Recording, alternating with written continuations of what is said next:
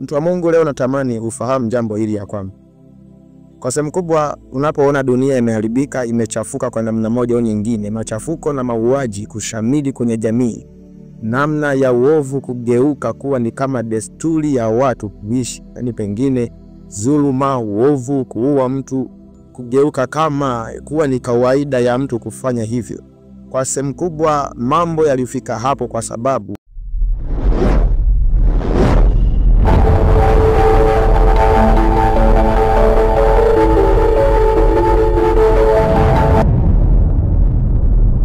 ya watu wema au watu wa Mungu kuacha kusimama kwenye wajibu wao wa kukemea mabaya yanapokuwa yanaonekana. Pengine kama ni mtu ambaye anakuwa amefanya huo ubaya, ni kwamba zilikosekana sauti za kumpinga huyo mtu aliyefanya huo ubaya, za kumpinga au kuwapinga au kuipinga jamii hiyo iliyofanya huo ubaya.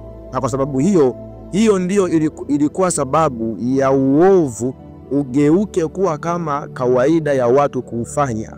Kuua iwe kama ni kawaida, kuzini iwe kama ni kawaida, kumuibia mtu, kumtukana mtu, kutapeli cha mtu iwe kama ni kawaida, kwa sababu watu wa Mungu au kanisa ni pale ambapo walipoacha kufanya wajibu wao, kusimama kwenye wajibu wao, kuacha kuongea, yani sauti ya haki ilipokosekana kwenye jamii, ndio ilikuwa sababu ya mambo kufika huko. Sasa natamani tusome kwanza Yeremia sura ya kwanza mstari wa ngapi hapa, tuangalie wito ambao Mungu alipokuwa akiwaita watu wa Mungu kwenye Biblia. Aliwapa agizo gani? Aliwapa wasimamie wajibu gani? Yeremia sura ya kwanza mstari wa ngapi hapa?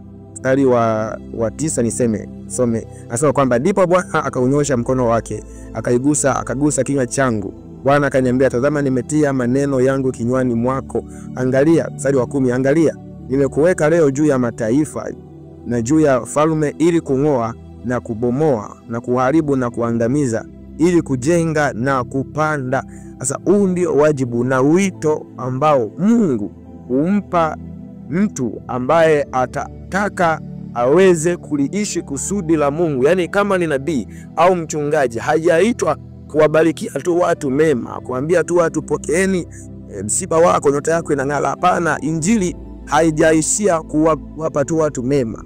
Injili imeenda mbali, ni kwamba hata mtu huyo unapomwambia kwamba atabarikiwa, ili hali akawa hajajua njia njema, namna kuishi maisha mema ya haki, hata huo uzima haudumu, hata huo uzima, hiyo baraka haiwezi kudumu. Kwa maana kwa sehemu kubwa aina ya watu ambao wanapenda